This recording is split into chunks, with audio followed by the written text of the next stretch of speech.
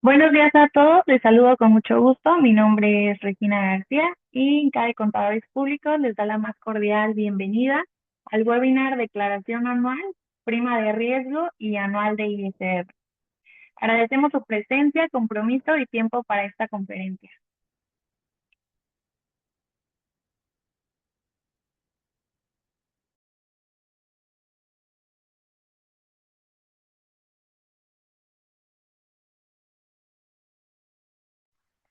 Les pedimos de la manera más atenta seguir las siguientes recomendaciones. Tener su micrófono apagado durante toda la sesión, enviar sus preguntas por el chat, trataremos de dar respuesta a ellas al final de esta sesión. Para mayores informes o dudas, por favor contactarnos por correo electrónico, mensaje de WhatsApp, vía Facebook, vía Instagram y en pantalla tienen los medios para contactarnos.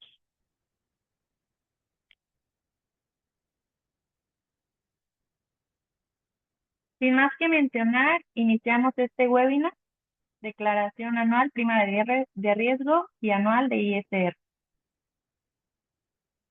Tengo el gusto de presentarle a los expertos que estarán acompañándonos el día de hoy. El licenciado Pablo Axel Domínguez Pazarán, contador público egresado de la Escuela Bancaria y Comercial, gerente de contabilidad en INCADE Contadores Públicos.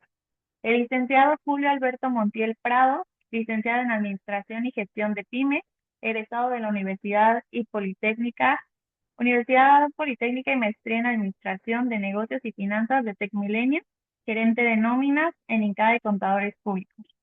Y el doctor Víctor Manuel García Padilla, contador público, egresado de la UNAM, profesor del TEC de Monterrey, autor de 3 libros en temas financieros y contables, director de INCADE Contadores Públicos. Sin más preámbulo, cedo la palabra al doctor Víctor Manuel García Padilla. Muy bien, muchas gracias. Muchas gracias, Regina. Pues los saludo. Vemos, aquí están algunos de nuestros amigos, de nuestros clientes. Pues es un placer saludarlos. Hoy, una mañana fría aquí en la Ciudad de México. Entonces vamos a platicar estos temas aún más fríos, ¿no? Porque es el de la declaración anual. Vamos pues a compartir algunos elementos que consideramos necesarios en estas semanas donde se tienen que presentar las declaraciones tanto para el impuesto sobre la renta ante el SAT como para la prima de riesgo de trabajo ante el IMSS. Ya estamos en pleno proceso. Entonces queremos comentarles pues estos elementos que consideramos y bueno, pues también la intención es que haya pues esta dinámica, si tienen algunas dudas, comentarios, si en algo podemos ayudar, pues considérenlo de esa manera. Muy bien, pues miren, vamos a conocer los principales aspectos de la declaración anual entonces del impuesto sobre la renta y también de la prima de riesgo de trabajo. Son dos temas diferentes, pero pues al final de cuentas son declaraciones anuales. ¿Sí? Entonces vamos a abordarlo. Vamos a estar participando. Yo estaré platicando con ustedes rápidamente este tema de la declaración de las personas físicas. Después viene el contador Pablo Domínguez para platicarles de las personas morales y qué es lo que tienen que hacer en su declaración anual, algunos elementos que tienen que considerar. Y el licenciado Julio Montiel nos platicará sobre la declaración de prima de riesgo que tiene que presentarse ya en este mes. En cuanto a la declaración del impuesto sobre la renta de las personas físicas, esta se tiene que presentar a más tardar el 30 de abril. Ahí está, el 30 de abril tenemos estos meses, desde que cierra el ejercicio en diciembre, el 31 de diciembre, hasta el 30 de abril, casi 4 meses completos para prepararnos y preparar los números. ¿Quiénes son los que están obligados a hacer declaración anual? Aquí les puse en esta tabla, lo pueden ver, declaración mensual. Hay quien hace pagos cada mes y hay quien solamente el anual. Por ejemplo, quien está solamente por sueldos y salarios no tiene la obligación de presentar declaraciones mensuales y la declaración anual solamente si cumple ciertas características que voy a mencionar más adelante. Actividad empresarial, quien tenga un negocio como persona física hace declaraciones mensuales y anual. Quien sea un profesionista y preste servicios profesionales independientes, un médico, arquitecto, ingeniero, un músico, un contador, quien sea, hace declaración mensual y hace declaración anual. Quien rente un inmueble hace mensual y anual. Quien esté en reciclo, tanto en actividad empresarial, profesional como arrendamiento, pueden optar por tributar en el régimen simplificado de confianza. Si fuera el caso que alguien esté en reciclo, sí tienen que presentar declaraciones mensuales, pero nos acaban de avisar hace unos meses, al final del 2024, que no se iba a hacer declaración anual para quien estuviera en reciclo. Esta puede ser una buena noticia, pero también puede ser mala en el sentido de que ya no se van a poder deducir los gastos personales. Entonces, ahorita vamos a comentarlo. Intereses, quien tenga un ingreso por intereses, que tenga CETES, algún pagaré en un banco, pues no hace declaración mensual ni hace anual. Solamente que tenga ese. Si tiene intereses más otro de los anteriores, pues sí tiene que hacer declaración anual. Entonces, bueno, pues estamos a unas semanas de que empiece el proceso de la declaración anual para personas físicas. Decía que sueldos y salarios depende. Quien esté en sueldos y salarios va a mandar su declaración solamente si cumple con estos puntos aquí, que gane más de 400,000 pesos en el año, que haya tenido o que tenga dos o más patrones, ¿sí? Que haya avisado, aunque tenga un solo patrón, pero que le avisó a su patrón que iba a presentar su declaración anual de manera voluntaria también. Quien haya terminado su relación de trabajo antes del 31 de diciembre, o sea, se haya ido del trabajo, lo hayan despedido, haya pasado algo y terminó una relación laboral, tiene que hacer una declaración. Quien tenga salarios, pero aparte tenga otros ingresos, como ya lo había comentado. Si tengo salarios, pero tengo arrendamiento, tengo salarios y tengo intereses, tengo salarios y de pronto tengo un honorario profesional, pues estoy obligado, no tanto por salario, sino también por la otra actividad. Y quien haya tenido ingresos por conceptos de jubilaciones, pensiones, liquidaciones o alguna indemnización, está obligado a declarar. ¿Sí? Muy bien, esos son los obligados de sueldos y salarios. Ahora, ¿qué es esto de la declaración? En términos conceptuales es muy sencillo. Incluso para las personas físicas, pues hay cierta facilidad, y simplicidad en la presentación de la declaración. No es otra cosa más que acumular todos los ingresos que tengo durante el ejercicio, del 1 de enero y al 31 de diciembre del 24, todo lo que gané. Luego le voy a quitar todos mis gastos que están relacionados a la actividad y al final del año también le voy a quitar algo que se llama deducciones personales, que también voy a comentar. Sumo mis ingresos, le quito mis gastos y eso se convierte en una base gravable, no hay ahí mayor problema. Esa base gravable se multiplica por un porcentaje de acuerdo a una tabla que viene en la ley. Pues obviamente mayor utilidad, mayor es la tasa del pago de impuesto, a menor utilidad, pues es menor. ¿Sí? Es una tabla progresiva y eso nos determina el impuesto. Ahora, es así de sencillo. Todos mis ingresos menos todos mis gastos y algo que se llama deducciones personales que no tienen que ver con mi negocio, sino conmigo como persona. ¿Cuáles son estos? Aquí les puse esta tabla, quienes pueden deducir gastos y quiénes deducciones personales. Sueldos y salarios no puede deducir gastos, o sea, la gasolina que le echan al coche, la depreciación, la renta que pagan, si solamente son de sueldos y salarios, no pueden meter ningún gasto de esos. ¿Sí? ¿Por qué no hacen declaraciones? Solamente el anual, y eso en algunas ocasiones. ¿Pueden deducir sus gastos personales? Sí, lo pueden hacer. Estas deducciones personales tienen que ver con mi salud, gastos médicos, con mi educación o con algunos otros elementos. Ahorita lo voy a comentar. Actividad empresarial, quien tenga un negocio, sí deduce los gastos del negocio, la renta, la luz, el teléfono, obviamente las materias primas, todo eso más sus gastos personales. Quien tenga honorarios es lo mismo, la papelería, el internet, el tóner, el teléfono celular, las casetas, todo lo que se gaste para llevar a cabo su negocio lo deduce y también sus gastos personales. En arrendamiento sucede exactamente lo mismo. Y para reciclo, Pues aquí no aplican las deducciones personales porque acabo de decir que no presentan declaración anual. Esta es la mala. La buena, no presentan declaración. La mala es que si tuvieran gastos personales, pues no los pueden deducir, ¿sí? Unas por otras. Entonces, quien esté en reciclo hay que revisarlo, ¿no? Ahora, ¿qué son los gastos de la actividad? Acabo de mencionar algunos. Si tengo un negocio, si soy un profesionista, si tengo la renta o arriendo un inmueble, pues puedo deducir los gastos que estén relacionados a esa actividad. Y aquí pongo algunos ejemplos, ¿no? Desde la materia prima, la renta, papelería, teléfono, la depreciación del coche, la depreciación del edificio, ¿sí? La gasolina, la capacitación y todo lo que se les ocurra que está relacionado a su actividad. Requisitos para deducir esto y en general para todo: pagar con cheque, transferencia, monedero electrónico, todos los gastos, tener una factura, un CFDI, eso es creo que claro para todos. Y bueno, en el caso de la gasolina es un gasto que ahí se requiere siempre pagarlo con tarjeta o monedero.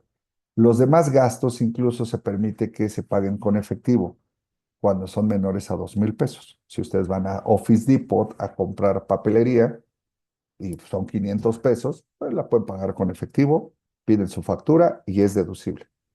Si van a la gasolinería, cargan 500 pesos de gasolina y la pagan con efectivo, aunque tengan el comprobante, no es deducible, ¿sí? Esa es una regla ahí extraña que tiene el gobierno. Se imaginarán que por qué la gasolina, pues porque cuidaban esto del robo del combustible, ¿no? O sea, creo que esa medida no sirve para eso, pero bueno, así lo pusieron. Ahora, las deducciones personales.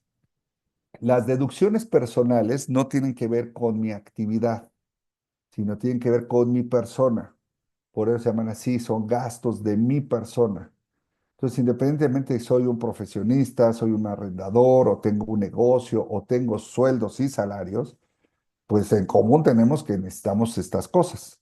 Entonces, podemos deducir al final del año, ahorita en abril, todos estos gastos, siempre y cuando tengamos, obviamente, el comprobante. Honorarios médicos, también de dentista, de enfermeras, de enfermeros, el gasto del nutriólogo y del psicólogo también, gastos hospitalarios, análisis clínicos, estos del Chopo, del Laboratorios Polanco, de Salud Digna o de donde quieran, también son deducibles. Aparatos de rehabilitación, lentes graduados, estos, y las primas de seguros de gastos médicos. Todo eso, si ustedes lo pagaron con tarjeta, con cheque, transferencia y tienen su comprobante fiscal digital y bien, y con su nombre y todo en orden, esto les va a ayudar para pagar menos impuestos en la anual. Un tema relevante también es que estos gastos que están viendo aquí pueden ser para ustedes, para sus hijos, sus nietos, sus padres o sus abuelos, siempre y cuando ninguno de ellos tenga ingresos mayores a un salario mínimo por sí mismo. O sea, pues, si tengo un hijo de 15 años, pues, todavía no trabaja y va al médico, puedo hacerlo deducible. Si tienen a su abuelito y no tiene ingresos o tiene una pensión mínima, por debajo del salario mínimo y lo llevan al médico, es deducible para ustedes, ¿sí? Entonces, solamente hay que cumplir las reglas. También otra deducción personal es el de las colegiaturas. Para aquellos que tienen hijos todavía en edad escolar, pues puede ser interesante. Los montos, pues no son nada atractivos, sobre todo si van en escuelas privadas. Pero bueno, pues algo es algo. Se les permite deducir anualmente en preescolar 14,200 por cada hijo, en primaria 12,900, y así, ¿no? En secundaria 19,900 y hasta bachillerato. La universidad, que es la que cuesta, no está incluida aquí. Entonces, pues estos gastos también pueden ser deducibles. Y por último, un tercer grupo de estas deducciones personales, pues son varios. Por ejemplo, gastos funerarios, los intereses reales de su casa, de una casa habitación, una casa que valga más o menos hasta 7,5 millones, si pagan intereses sobre ese inmueble, puede ser deducción personal.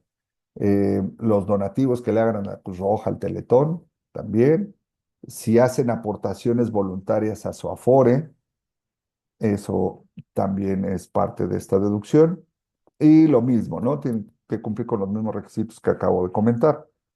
Eh, la mala de todo esto es que, bueno, pues está interesante si tengo todos estos gastos, los pongo en el anual, e incluso puede ser que el impuesto se voltee, que si yo tengo a pagar y con todo esto me quede a favor. Puede ser, ¿eh? Y buena parte de los que presentan declaraciones, pues van sobre de eso, ¿no? Si pongo estos gastos y me queda a favor, pues presento mi declaración y que el gobierno me pague, ¿no? Me regrese algo.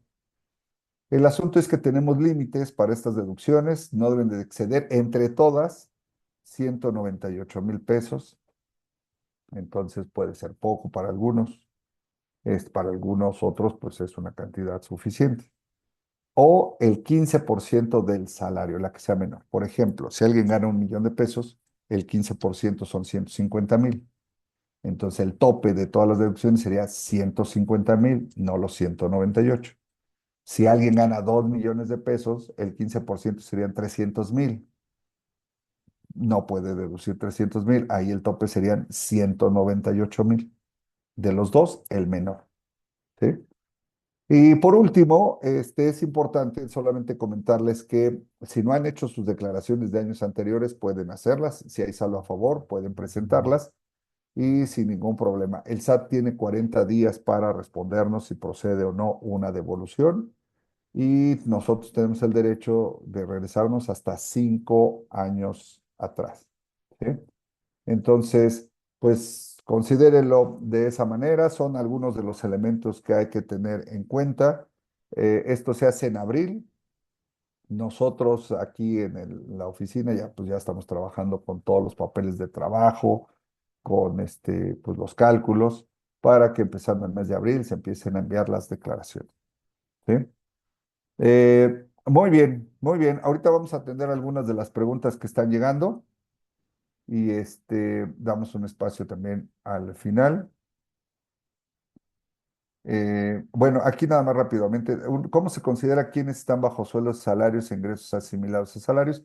Quien tenga un patrón, que depende de alguien, hay un patrón y un trabajador, es una relación laboral, está fundamentada en la Ley Federal del Trabajo y así está. Hay algunos ingresos que dice la ley fiscal, la ley del ISR, que se asimilan a los sueldos y salarios para efectos fiscales, aunque no haya una relación laboral, ¿sí?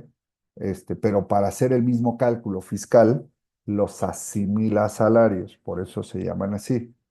Honorarios a miembros del Consejo de Administración, anticipos de remanentes, comisiones, todos esos no hay una relación laboral, pero fiscalmente les dicen, trata y considéralos como si fueran sueldos y salarios para efectos del cálculo del impuesto.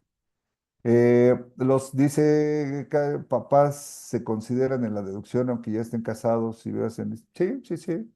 Mientras ellos no tengan ingreso y no tengan obviamente una declaración, puedes pagarles sus honorarios médicos, su atención médica. Tengo entendido que profesionales sí es deducible que profesional sí es deducible hasta 24,500 anuales. No le entendí muy bien a esa, ahorita a ver si David nos ayudas a, a ponernos otra vez la pregunta y con todo gusto. Bueno, muy bien, ahorita contestamos algunas que se vayan acumulando. Regina, estoy aquí para dar la palabra a Pablo y que nos comente algo sobre este tema.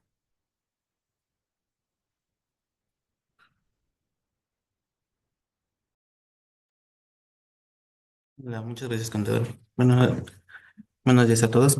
Primero que nada, yo les estaré hablando y complementando la información, pero para lo que es la declaración de personas morales, que en primera instancia, pues se tiene que presentar a más tardar el 31 de marzo, que ya estamos a unos cuantos días de llegar a esta fecha límite.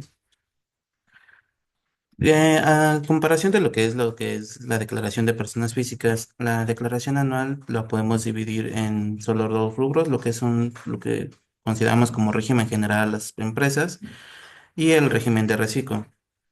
Si se dan cuenta en este pequeño ejemplo que les colocamos en pantalla de lo que es el cálculo de una declaración anual de régimen general y de reciclo, parecen muy, bueno, son prácticamente idénticas, solamente que en la parte de reciclo, las deducciones autorizadas ya no las estuvimos disminuyendo en nuestros pagos provisionales que efectuamos cada mes. Esto pues le da una herramienta a la autoridad para que pues nos pueda revisar al final del ejercicio las deducciones que declaremos en la anual con el suma total de las deducciones que estuvimos acumulando en los pagos provisionales. Aquí lo que vamos a profundizar en estos aspectos son lo que son los ingresos acumulables, que es lo que considera la autoridad como ingresos, y la parte de las deducciones, y entre los otros apartados que nos permite la autoridad disminuir para llegar a a nuestro impuesto anual. En el apartado de los ingresos, la autoridad nos considera los ingresos nominales, ya que es lo que nosotros conocemos habitualmente como las ventas del negocio, los gastos que facturó la empresa, bueno, perdón, los ingresos que facturó la empresa durante todo el ejercicio y los fuimos declarando.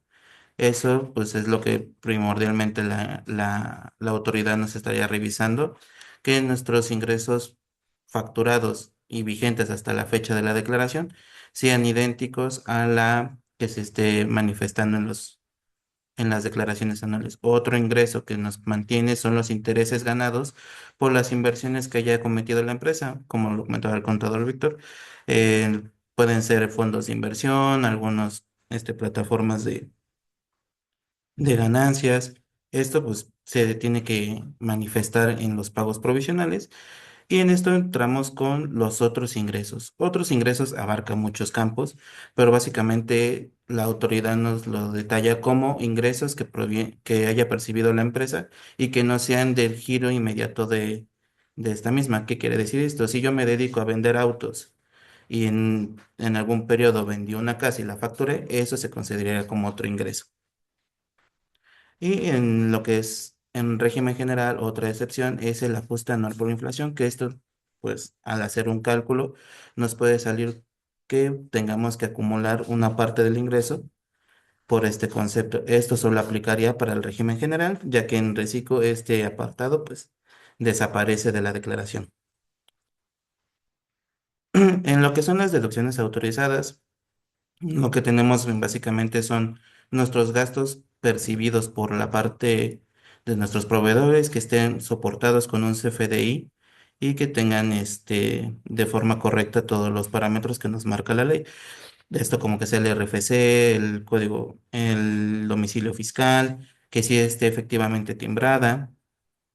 Porque nos ha llegado la ocasión de que nos han mandado las facturas y estas luego ni siquiera están timbradas, solo fue como que la vista previa que nos arrojan y nos mandan el PDF. Entonces hay que reiterar en cierto aspecto con nuestros proveedores que cuando solicitemos la factura nos compartan el complemento de de los PDFs que lo conocemos en este ámbito como el XML.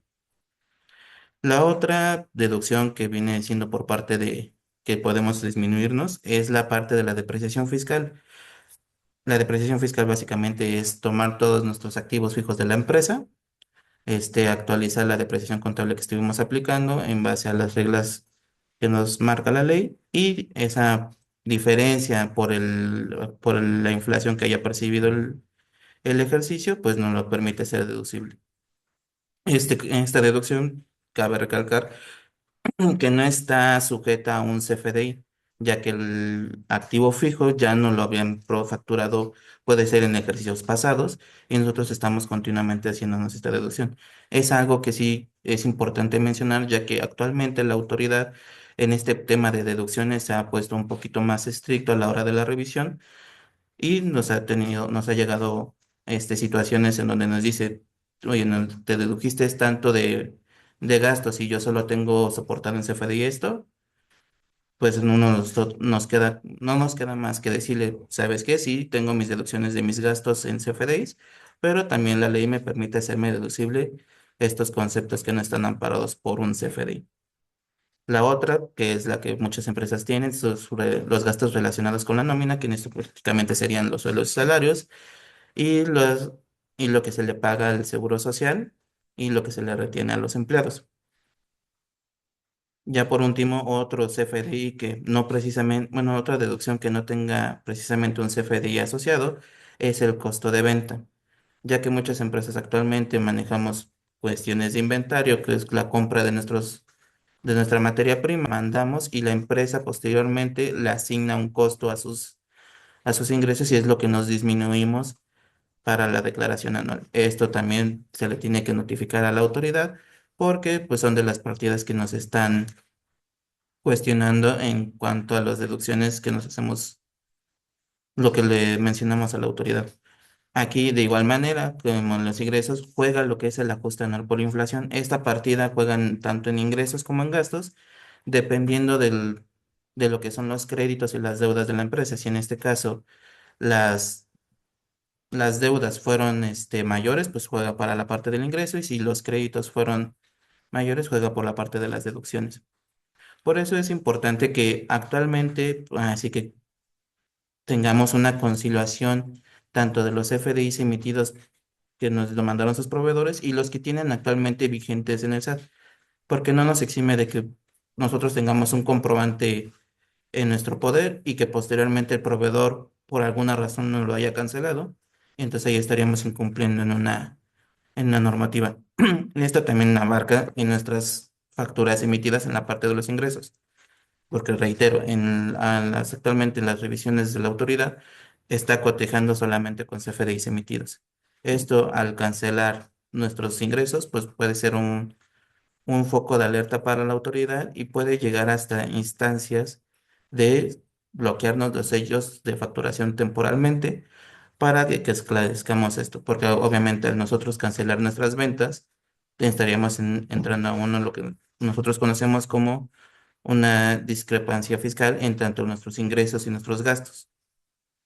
No quiere decir que la cancelación de facturas esté mal, no, pero sí tenemos que tener mucho cuidado en qué periodo se hace. Nosotros recomendamos que se hagan durante el ejercicio para que se vaya ajustando al periodo que se está declarando. Otras partes de las deducciones que tenemos, bueno, por así decirlo, deducciones, o que nos permiten disminuir a nuestra base del impuesto, son las pérdidas fiscales. Aquí reitero un poquito más el punto en la presentación de las declaraciones pasadas, ya que hubo ocasiones por ahí, si no recuerdan, por el año 2019, que la autoridad manejaba un rubro en las pérdidas fiscales que se decía pérdidas fiscales antes de PTU. Muchos de nuestros colaboradores dejaron ese apartado, las pérdidas fiscales de ese ejercicio, y lo que que nos ocasionan un problema a futuro, ya que como la autoridad no la reconoce como una pérdida tal cual del ejercicio, no la podemos disminuir. La apartado de la PTU pagada en el ejercicio, pues es básicamente la PTU que le pagamos a nuestros trabajadores, que se calculó del ejercicio pasado. Retenciones de ICR, me podrán decir, oye, Pablo, las personas morales no retenemos ICR. Es correcto, pero también por el tema de los ingresos por de intereses, los bancos están obligados a efectuarnos una retención de ICR y esa no la podemos disminuir del pago anual. Otras serían, pues, si la empresa estuvo efectuando pagos provisionales durante el ejercicio, estos, pues, al ser un por así decirlo, pagos a la cuenta del impuesto anual, pues se los disminuimos a nuestro impuesto ya calculado, disminuyendo nuestros ingresos menos nuestros gastos. Estos pagos pues juegan para disminuir ese pago. Y si la empresa llegara a tener un saldo a favor de algún ejercicio en de los ejercicios pasados, también lo podemos disminuir ya del cálculo anual.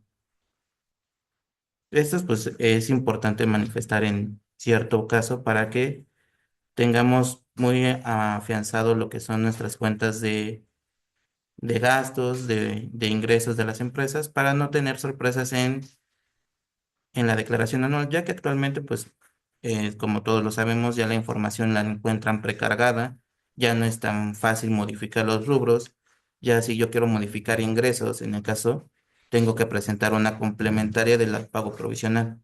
Y esto, pues, obviamente lleva un atraso porque el portal nos da un tiempo de respuesta de 3 días hábiles en cuanto yo presente mi declaración. Si por un caso, si la empresa va a presentar su declaración anual el 29 y resulta que en su revisión de sus CFDIs tiene diferencias entre sus ingresos, pues ya al momento de presentar las complementarias, pues ya no le jalaría la información correcta en la declaración anual. Entonces entraríamos en el supuesto de una presentación a destiempo de la declaración. Muy bien, muy bien. ¿Algo más, mi estimado Pablo? Bueno, creo que no sería todo en cuanto a lo que serían los puntos pues, importantes de esta parte de la declaración anual. Y tenemos aquí unas preguntas más de parte del público, como la de el tema de lo que es la PTU. La PTU, pues básicamente es la disminución de lo que le pagamos a nuestros trabajadores de la participación de la utilidad del año pasado de la empresa. La autoridad nos permite disminuir este rubro en nuestro cálculo de impuestos. Sí, obviamente si la empresa no generó PTU y no repartió este concepto, pues no tendremos por qué descontarnos ningún rubro por este apartado. Ok, es como si fuera una deducción adicional, Ujú. las utilidades que le compartimos a los trabajadores, ¿no? Se hacen, y esas se toman tanto en la pago provisional como en la anual, ¿verdad? ¿Es correcto? Muy bien. La PTU es la participación de los trabajadores en las utilidades y es el 10% de la utilidad fiscal. Entonces, esa estamos obligados a pagarla 60 días después de que tenemos la obligación del anual, que sería en marzo. Entonces, por ahí de mayo, estamos pagando el 10% de las utilidades a los trabajadores. Y luego la empresa ese pago lo hace deducible en sus pagos provisionales y en la declaración anual del ejercicio, ¿no? A eso, a eso nos referimos. Pablo, ¿tienes otra pregunta? Te la leo referente a las pérdidas fiscales. ¿Cómo se manejarían las aclaraciones o cómo se puede comprobar En las este pérdidas caso, fiscales? en este caso, pues no hay más que revisar nuestras declaraciones de los ejercicios pasados y ver en los apartados. Si llegamos a detectar que las pérdidas efectivamente nos están considerando como pérdidas en el ejercicio, lo que nos comentaba la autoridad es presentar una complementaria de este ejercicio y revisar que los apartados estén en los momentos correctos. Muchos dirán, oye, pero me habían comentado mi contador que si presentaba mi declaración anual, una complementaria le habilitaba el periodo a Hacienda para que me revisara. En cierto caso es verdad, solamente aplicaría cuando hacemos una modificación a la información que ya presentamos. Si yo presento una declaración complementaria solo cambiando, bueno, rectificando el error que tuvo la plataforma en ese momento, no se le habilita a la autoridad ese periodo adicional. Por ejemplo, si yo detectara que la pérdida de 2019 está mal colocada en ese rubro y solo me presento una complementaria para que me lo jale en el rubro correcto, la autoridad no me podría habilitar ese periodo de revisión porque ya pasó su periodo de vigencia. Hay que recordar que son 5 años a partir de que se presenta la declaración. Sí, que te un caso, ¿no? O sea, alguien perdió en 2019, pero llenó mal la declaración y esas pérdidas que puede aprovechar en los años siguientes no se ven reflejadas, no existen porque llenó mal la declaración del 2019. Entonces, justamente lo que tienen que hacer para que aparezcan en este año, pues es irse a 2019, corregir esa declaración, poner los datos donde deberían de estar para que de manera automática aparezcan ahora. Lo que bien dice el contador Pablo, porque tenemos casos es, pero es de 2019. Y si me arriesgo, si muevo 2019, a que la autoridad me vuelva a revisar de esos años o pierdo incluso el derecho, ¿no? Son casos así ya muy especiales y extraordinarios que puede suceder. Eh, los equipos contables tienen que estar muy ciertos en cómo están llenando la declaración para que, si en el caso de que se pierda, quede bien reflejado en la declaración y esas pérdidas tenemos el derecho de usarlas para cuando tengamos utilidades. Esa es la parte importante. Si en un año perdimos, esa pérdida es como dinero. Con esa pérdida puedo pagar los impuestos de los años donde tenga utilidad. Entonces, pues más vale tener eso en orden porque pues se trata ahí de recursos, ¿no? De dinero. Eh, Sí, muy bien. Creo que son esas, Pablo, y ahorita las que vayan surgiendo, ¿sale? Claro que sí. Pues ya sería por mi parte, sería todo. Pues gracias por estar aquí. Le dejo la palabra al licenciado Julio Montiel, que nos estará hablando sobre la declaración de prima de riesgo. Adelante, Julio. Muchas gracias, Pablo. Buenos días a todos. Como ya lo comentó el contador Pablo, vamos a revisar este tercer tema y último, que es sobre las declaraciones anual, bueno, la declaración anual de la prima de riesgo, que es la que se presenta ante el IMSS. Esta declaración, bueno, se presenta de manera anual y bueno, solo aplica para patrones, ya sea personas físicas o morales que tengan pues trabajadores registrados, ¿verdad? En el Instituto Mexicano del Seguro Social. Y bueno, ¿qué es esta prima de riesgo? Pues la prima de riesgo es un porcentaje que se aplica directamente al salario base de cotización. Y este porcentaje, bueno, es con el que se pagan nuestras cuotas obrero patronales mes a mes para el ejercicio que estamos revisando. Bueno, el artículo 72 y 74 de la Ley del Seguro Social, pues nos indica que tenemos que presentar esta declaración y, bueno, esta declaración, pues lo único que vamos a presentar es la siniestralidad que tiene la empresa o, bueno, el trabajo como tal para personas físicas de la siniestralidad que tuvimos en el año anterior. Bueno, ¿quién está obligado primero a presentar esta obligación? Pues bueno, están obligados a presentar los patrones que ya tienen más de un año registrados en el IMSS, su registro patronal ya cuenta más de un año, los patrones que tienen sus trabajadores registrados, los patrones que presentaron riesgos de trabajo ya terminados. Aquí es importante mencionar, hay tres tipos de incapacidades. Bueno, el primero es la incapacidad por enfermedad general, incapacidad por riesgo de trabajo y incapacidad por maternidad. Estas son las tres incapacidades que existen actualmente en el Instituto Mexicano del Seguro Social. Y bueno, una de las que afecta directamente a este apartado sobre la prima de riesgo, pues son los riesgos de trabajo. Este riesgo de trabajo, estas incapacidades por riesgo de trabajo, se dividen en dos aspectos. Una que es el riesgo de trayecto y otra es la incapacidad, bueno, el riesgo de trabajo por fuente de trabajo, que es que, bueno, algún trabajador se accidente dentro de las instalaciones, ¿no? O desarrollando su trabajo, pues a lo que dentro de la empresa. Y bueno, como les comentaba, esta última incapacidad es bueno, la que nos afecta para el cálculo y para determinar esta prima de riesgo. Otras personas que están obligadas, pues son los patrones que bueno, que ya dentro de este cálculo van a determinar una prima diferente al año anterior, ya sea que aumente o disminuya, pues van a estar obligados a presentar esta declaración. Y también, pues los patrones que tuvieron incapacidades, como les comentaba, los tres tipos de incapacidades, a pesar de que las incapacidades por enfermedad general y por maternidad no impactan de manera directa al cálculo de la prima de riesgo, pues el instituto nos solicita que de todas maneras en la declaración nosotros podamos plasmarlas para que ellos, en base al control que también tienen dentro de su sistema, pues concilien y sean las mismas incapacidades que nosotros presentamos con las que ellos tienen registradas en su sistema. Y bueno, este periodo de presentación, esta presentación de la prima de riesgo, tenemos todo el mes de febrero, tenemos hasta el 29 de febrero en el caso de los meses de los años que tengan 29 días, cuando tienen 28 días, pues solamente hasta el 28 de febrero.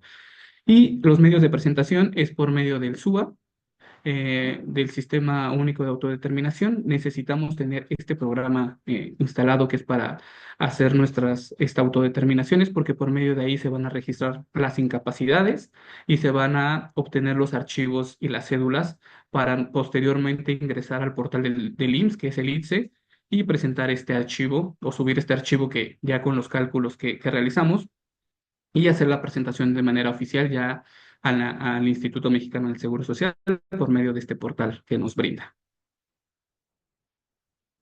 Pero bueno, ¿quiénes son las personas que no están obligadas a presentar esta prima de riesgo? Pues no están obligados a presentarlos los patrones que recientemente se dieron de alta en el IMSS o que tuvieron algún cambio en su registro patronal.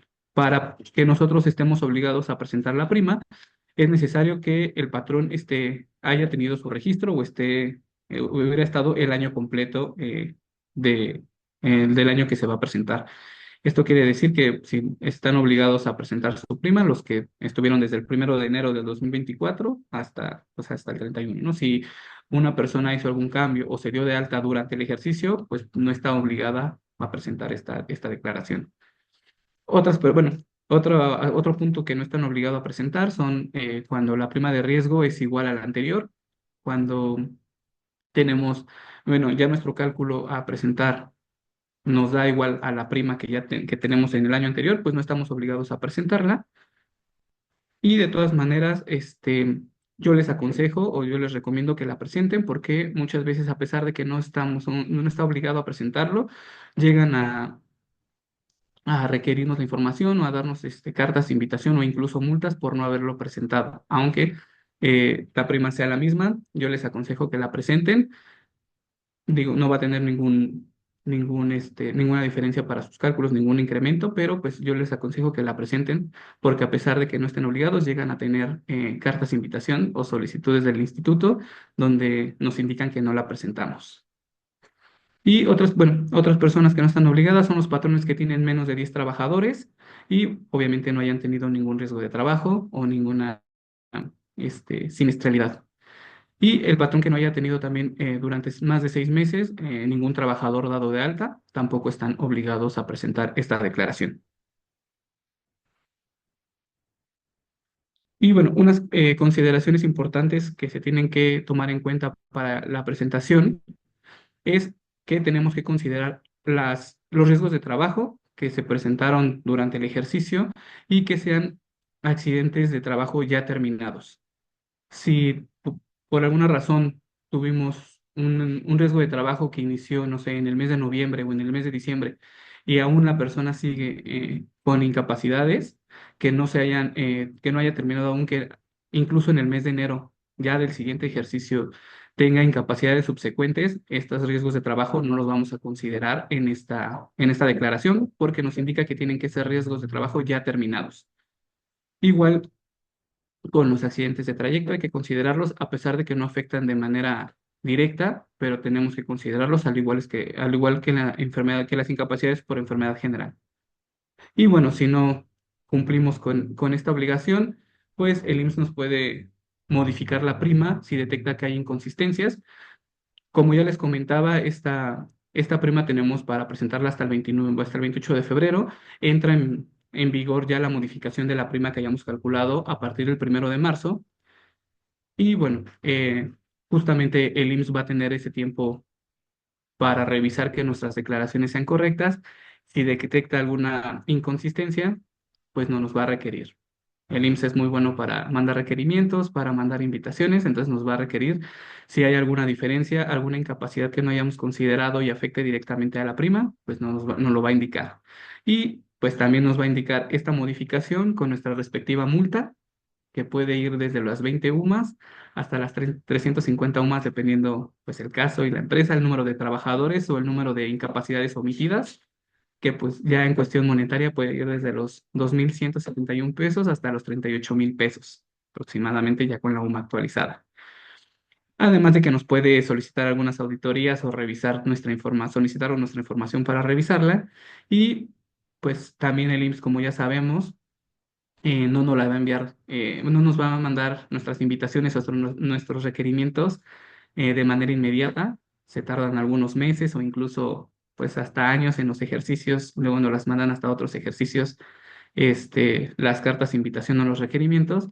Y pues si nos determinan que tenemos inconsistencias en la información presentada, pues nos va a solicitar un ajuste de nuestra prima con la que el instituto determine y nos va a pedir que nos regresemos todos los meses que ya pagamos con la prima errónea y nos va a decir que paguemos las diferencias con actualizaciones y recargos. Entonces es muy importante que al momento de nosotros realizar este cálculo de la prima de riesgo y mandarla, pues estamos seguros de que estamos considerando todas las incapacidades y riesgos de trabajo que tuvimos durante el ejercicio, porque pues si no, puede que tengamos algunas inconsistencias y meses después nos soliciten el pago de diferencias con actualizaciones y recargos. Un punto a mencionar que es importante, como ya sabemos, la prima de riesgo en caso de los patrones que hayan tenido riesgos de trabajo, El máximo que puede subir es un punto porcentual y también un punto porcentual es lo que puede bajar al año en caso de no haber tenido ningún riesgo de trabajo. Entonces también es un punto a considerar. De aquí depende cuánto vamos a pagar por este concepto, todo el ejercicio que es este de 2025.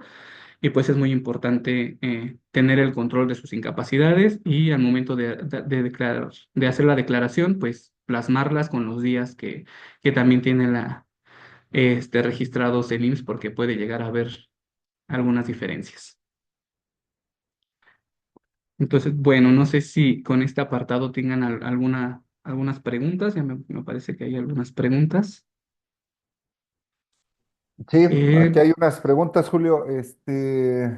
Bueno, más sí. bien Yesenia se refiere a cómo puede obtener sus claves del IMSS y no las tiene actualmente o alguien se las quedó, no se las han compartido. ¿Qué puede hacer para obtener sus certificados y Bueno, en su... caso de que no tengan las claves de IMSS o certificados, pues se tienen que acudir directamente a la subdelegación que le corresponde con su registro patronal.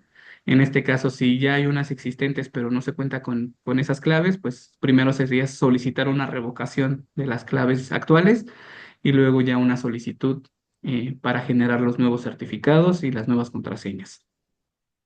Ok, eso es en la subdelegación que les corresponde, ¿no? Sí, exactamente, en la subdelegación que les corresponde. Ok. Y ¿qué documentos tienen que tener la fiel y, bueno, las contraseñas y los certificados, ¿no? Sí, claro, para empresas, pues sí, sí, llevar,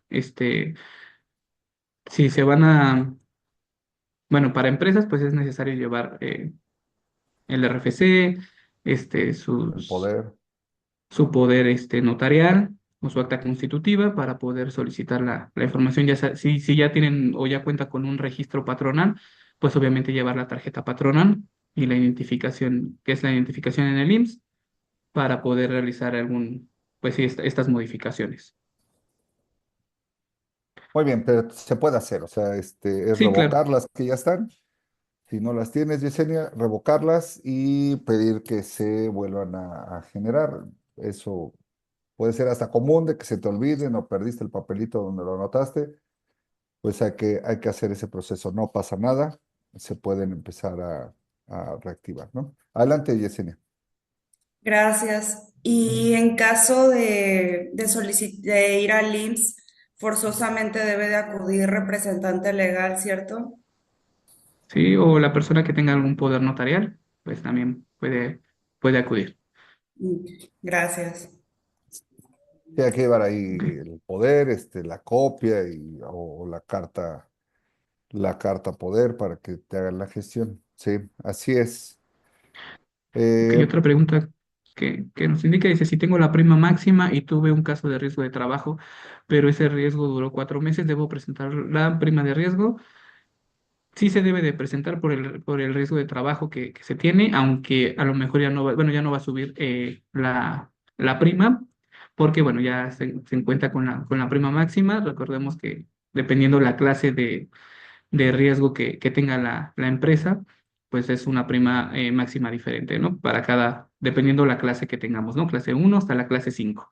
Pero sí se debería de presentar porque, bueno, existe un riesgo de trabajo, aunque probablemente ya no suba la prima de riesgo como tal, pero sí es necesario presentarla por este, pues sí, por cualquier cosa, porque luego, a pesar de que ya no pueda subir la prima, pues el Instituto Mexicano luego nos indica que no se presentó un riesgo de trabajo y nos llega una multa por no haberlo presentado.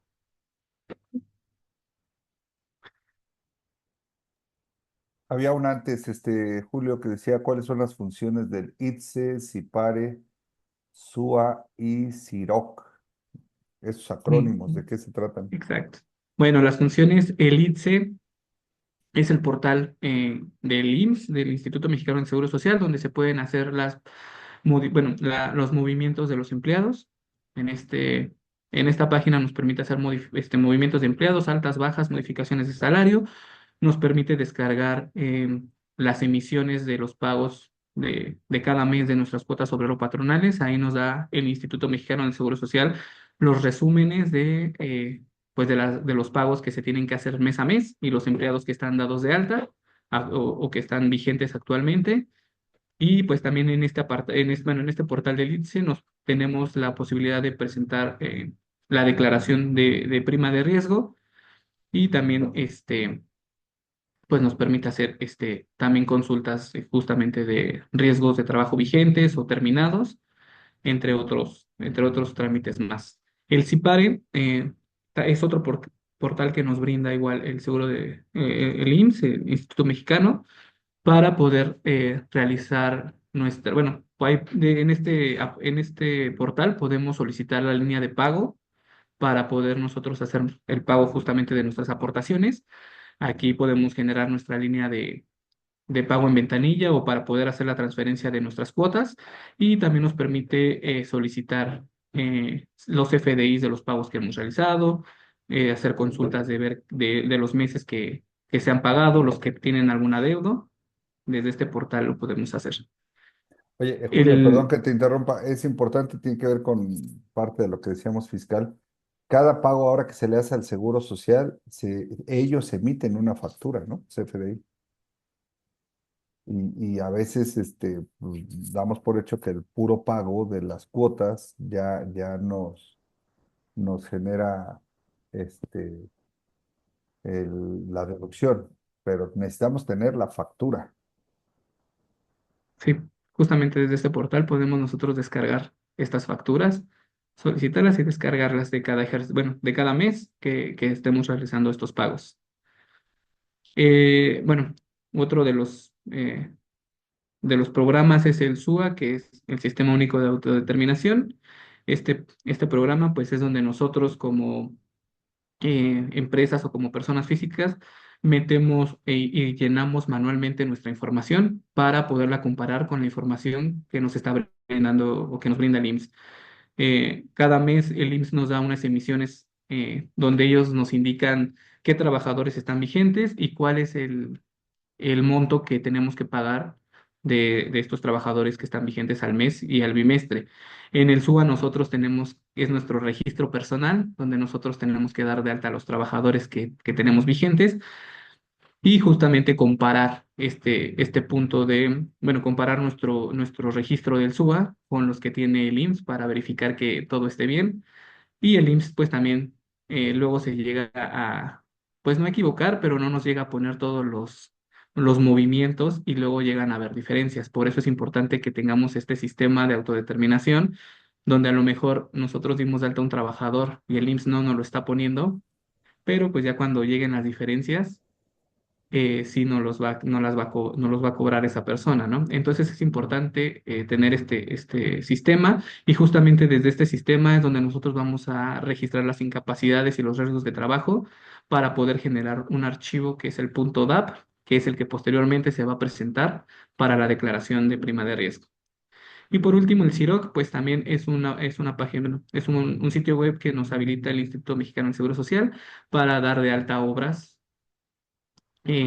bueno, las industrias que se dediquen a la construcción, Ujú. bueno, se da de alta la obra y posteriormente ahí pues se van a dar de alta las personas o se va a ver, se va a dar este aviso al IMSS para saber qué personas se van a dar de alta y van a estar trabajando en esta obra, cuánto va a durar la obra, el costo promedio de la obra, cuántos meses va a durar o cuánto se tiene planeado que dura la obra y bueno, en este apartado solamente es para la industria de la construcción, pero sí, bueno, para las empresas que estén, sí es necesario darse de alta cada una de las construcciones.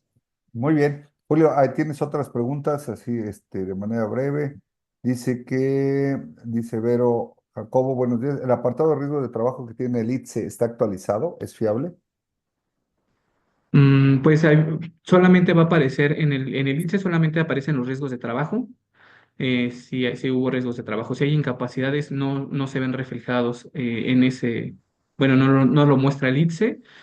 Y también de todas maneras hay veces que no nos podemos fiar de esta información porque nos ha sucedido con algunos clientes que nos llegan a solicitar la información o nos llegan a preguntar que les llegan cartas de invitación porque en este apartado venía que no tenía ningún riesgo de trabajo, ellos presentan su declaración y al final resulta que sí había un riesgo, ¿no? O una incapacidad. Entonces, pues hay algunas que sí aparecen, pero yo no me fiaría al 100% de lo que está en este apartado del IMSS. Entonces, ¿de dónde se puede tener la información más fiable? ¿De la parte documental que tenga la empresa y en recursos humanos o qué?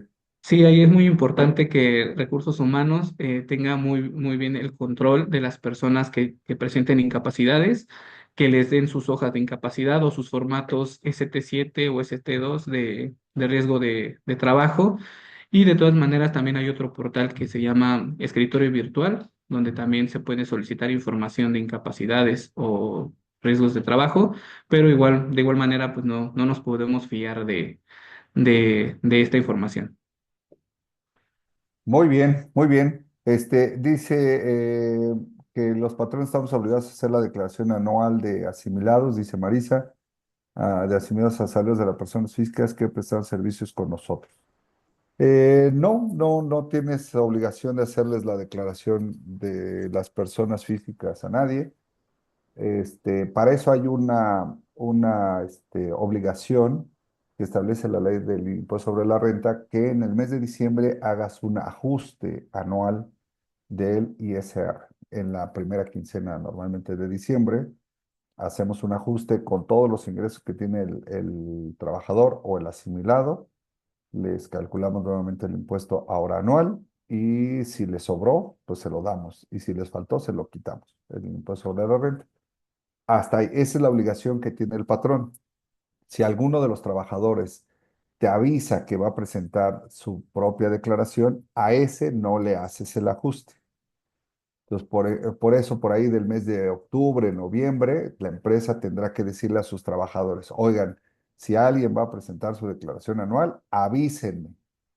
Te avisan y a él no le haces ajuste. A todos los demás le haces el ajuste y con eso ya cumpliste. No es necesario hacerle su declaración anual. ¿Sí? Eh, Adelante, Marcela, creo que querías comentar algo. No sé si era eso de las incapacidades. Sí, buenas tardes. Hola, Marcela, buenas tardes. Mire, nada más es la duda conforme a los registros patronales ya cerrados. Nosotros nos dedicamos a la construcción y tengo registros patronales en toda la República, pero estos duran 4 o 5 meses máximo. Y en eso se ha presentado poco riesgo de trabajo en una que otra. Pero ya fui y ya cerró la obra y ya fui y di de baja el registro patronal. Tengo que Ok. presentar el prima de riesgo de todas esas obras que cerré. No, ya no, ya está No. cerrado el registro, ¿no? Ya. De hecho, el Seguro Social te hace una especie como de finiquito Ok, antes de generarte la baja del registro patronal. registro. Ah, ok. Ujú. Entonces sí es muy importante darlos de baja, ¿verdad? Cuando termino mi obra. Sí, hay que Sí. dentro del proceso, y ustedes que están en obra, dentro del proceso de terminación de obra, pues hay que poner un checklist, un due diligence de la parte fiscal y laboral y concluir con todos, ¿no? Dar de baja a todos los trabajadores, dar de baja el registro patronal, dar de baja la obra y listo, ¿no? Y ya te vas de ese lugar sin deber nada. Y el Seguro Social normalmente hace pues las estimaciones volumétricas de la obra, si fuera el caso, te ponen la cuota final y listo, ¿no? Ya hasta ahí se cierra todo. Perfecto, gracias. Sí, de nada. Adelante, Yesenia. Gracias, profe. En el caso, por ejemplo, de los colaboradores que reciben la notificación, o más bien a los que se les pregunta que si van a declarar el siguiente año, ya sea en el mes de diciembre, ¿no? Que es cuando se preparan para el anual.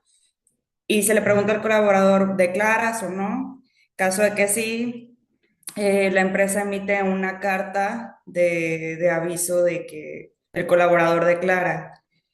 Entonces, ¿cuál es la responsabilidad de la empresa para el colaborador hacia su anual presentada? O sea, yo como empresa que tengo que entregar al colaborador y y en qué mes con anticipación tengo que entregar al colaborador, no sé, sus registros o algo interno para que él presente Ujú, o algún soporte de que está en asimilados a salarios y que lo claro. declare. Hoy ya no es necesario, al momento en que hacemos la nómina y hacemos el timbrado de los recibos, esos recibos ya están pues en la red, ya están en el SAT, en el portal del SAT. El trabajador puede ir al portal del SAT y descargar todos sus comprobantes. De esa manera, él puede hacer su conciliación entre lo que recibió y lo que dice ahí las retenciones del SAT.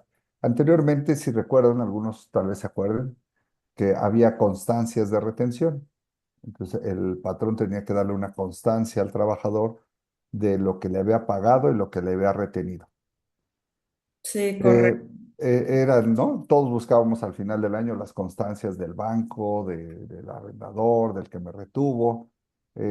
Ya no es necesario, pues ahora de manera automática con los FDIs, pues se va generando esta información. Así es que cualquier trabajador, todos los que somos trabajadores, vamos al portal del SAT y ahí lo bajamos. El patrón puede ver el visor y ver todo lo que ha pagado y todo lo que ha retenido. Y de hecho, la información ya está precargada para el trabajador. Cuando timbramos los recibos de nómina, esa información ya está en su declaración. Entonces, pues tu responsabilidad como patrón termina justamente en que timbres de manera adecuada los recibos, hagas el ajuste anual y tú con eso, desde el punto de vista fiscal, ahí terminas. ¿Sí? Gracias. No, de nada, Yesenia. Dice, otra palabra, pregunta, Julio, si pares pago de aportaciones colaboradores que realiza el patrón, ¿cierto? Sí, es donde nosotros podemos descargar nuestra línea de pago con lo que nos indica o la información que tiene el IMSS. De hecho, Pero es sí, el sistema de pago referencial, ¿no? Es sí. el acrónimo de si pares, si no te llega la liquidación, pues puedes ir ahí y bajar pues, tu línea de pago, ¿no? A esto se refiere.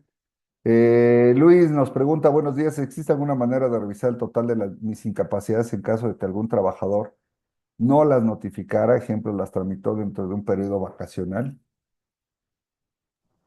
Bueno, como les comentaba anteriormente, podríamos revisarlo por medio del portal del ITSE o por medio del escritorio virtual para ver qué incapacidades tiene registradas el IMSS o nos arroja el IMSS en estos portales.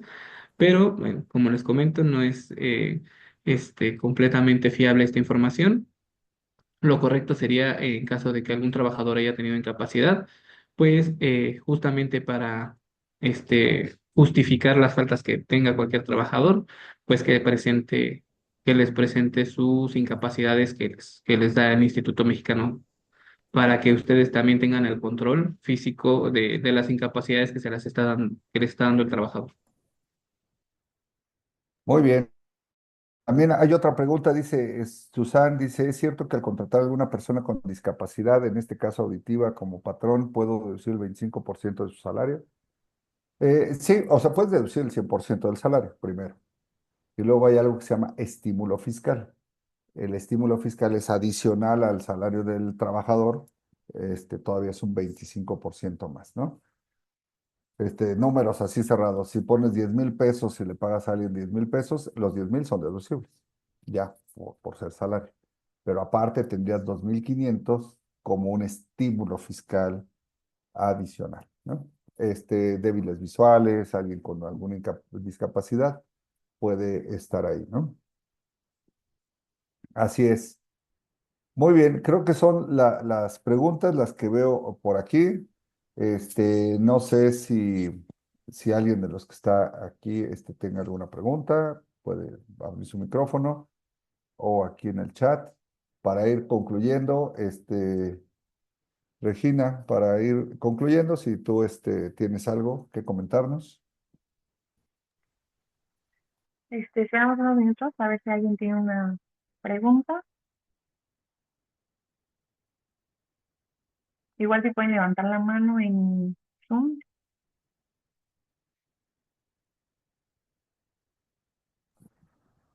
Bueno, pues la idea es, pues sí, invitarlos. Susan, levantó la mano, adelante. Sí, ¿qué tal? Muy buenas tardes. Mi pregunta es la siguiente. He estado escuchando que dentro de la declaración anual, si existe, digamos, relación comercial entre partes relacionadas, es importante ya presentar una informativa. ¿Me pudieran apoyar con esta información, por favor? Sí, siempre hemos tenido este tema de las partes relacionadas, hay que precisarlo primero.